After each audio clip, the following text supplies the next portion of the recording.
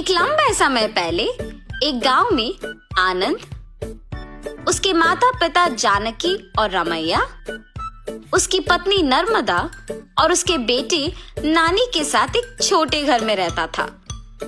आनंद नौकरी करके आए हुए पैसों से अपना घर चलाता था। जानकी उसकी बहू नर्मदा से सारे काम करवाती थी और उसे हमेशा ताने मार मार के दुखी करती थी, मगर नर्मदा उसे कुछ ना कह के चुप बैठती थी। ऐसे कुछ साल बाद आनंद अपने नौकरी से कमाए पैसों को बचा बचा के एक बड़ा नया घर खरीदता है। आनंद के खरीदे हुए नए घर में बहुत समय से एक भूत रहती थी। ये बात आनंद को नहीं पता था और इसीलिए वो घर खरीदता है और उसके आसपास खाली रहने के कारण दिखने में बहुत शांत सा माहौल था और जानकी में कोई बदलाव नहीं आया। नए घर में जाने के पहले ही दिन नर्मदा की गलती के बिना ही उसे ताने मारती है। दुखी होकर नर्मदा बिना कुछ खाए और सोए अपने कमरे में जाकर रोती रहती है। तब उस घर में मौजूद भूत नर्मदा को रोते हुए देख उसके पास आती है। बगल में परछाई को देख नर्मदा तुरंत खड़े हो जाती है। तब वो भूत नर्मदा के सामने आके खड़े हो जाती है। उसके चेहरे पे घाव, खुले बाल देख के नर्मदा डर जाती है। बाप रे, भूत भूत! डरो मत, मैं तुम्हें कुछ नहीं करूंगी। तुम हमारे घर में क्यों आई हो? तुम लोग ही मेरे घर आए। ये तुम्हारा घर है? हाँ, ये मेरा घर है। इसी में मैं मर गई। मेरे मरने के बाद ही तुम लोग यहाँ आए। ऐसे कह के अचानक नर्मदा में घुस जाती है।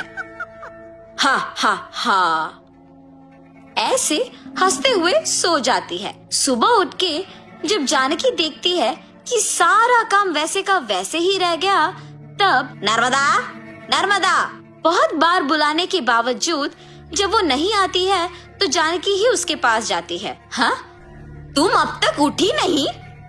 नर्मदा नर्मदा उठो! जानकी पास आके बुलाने पर नर्मदा जाग उठती है। उसकी आंखें बहुत लाल और डरावना दिखने के बावजूद जानकी उस पर ज्यादा ध्यान नहीं देती है। उठ गई? जाओ जाके सारा काम करके चाय बना के लाओ। मेरे ही सामने जोर से बात करके मुझे काम करने के लिए कह रही हो? ये कह के उसका हाथ जोर से पकड़ लेती है। नहीं, तुम कुछ मत करो। आज से सारा काम मैं ही करूंगी, मुझे छोड़ दो। जाओ जाके सारा काम करो। ठीक है ठीक है। ऐसे कह के जल्दी से सारे काम खत्म करती है। ये क्या सच में मेरी बहू है? इसके मुंह से कभी एक लफ्ज भी नहीं निकला और आज ये मुझसे सारा काम करवा रही है। तुरंत ये सब मुझे अपने बेटे को बताना होगा। और ऐसे अपने बेटे को सब सच बताती है। तब वो कहता है, जितना भी गुस्सा क्यों ना हो, ऐसे तो नहीं कहते हैं माँ। आप अगर उससे अच्छे से पेश आएंगे तो वो भी अच्छा ही रहेगी। उसके बारे में क्या मुझे नहीं पता? उसके बेटे का ऐसे बात करने पर जानकी कुछ नहीं कहती है और अपनी बहू से डरने के कारण वो सारे काम खुद ही करती है। नर्मदा, नए घर खरीदने की खुशी में मैं अपने कुछ दोस्तों को घर बुला रहा हूँ। सारी चीजों का तुम्हें ही ध्यान रखना होगा।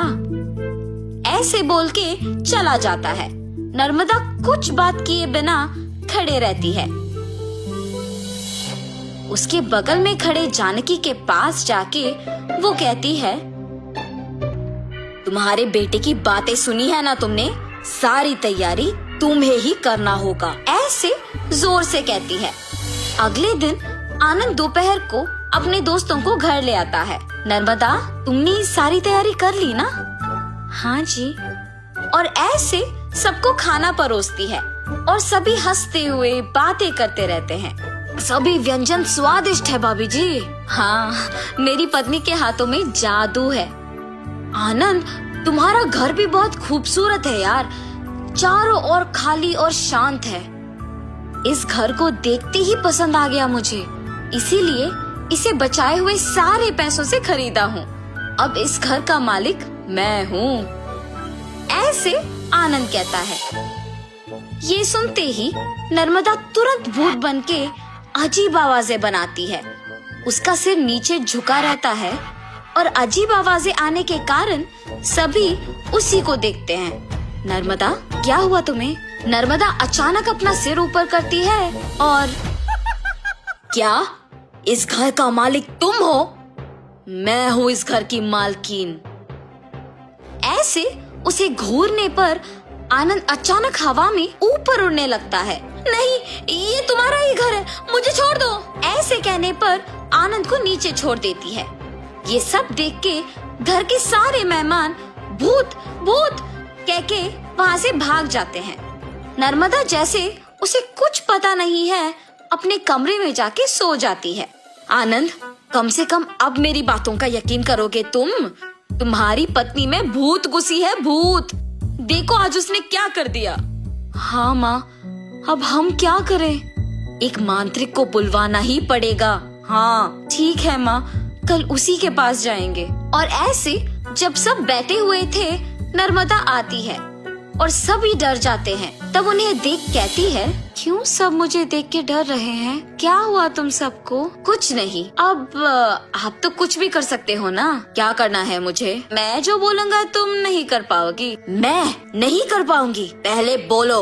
अच्छा, क्या तुम इस बोतल के अंदर घुस के वापस बाहर आ सकती हो? इतना ही, और मैं ये नहीं कर पाऊंगी? देखो। ऐसे बिना कुछ सोचे समझे नर्मदा में घुसी आत्मा अचानक उस बोतल में घुस जाती है और तुरंत जानकी उस बोतल का ढक्कन बंद कर देती है।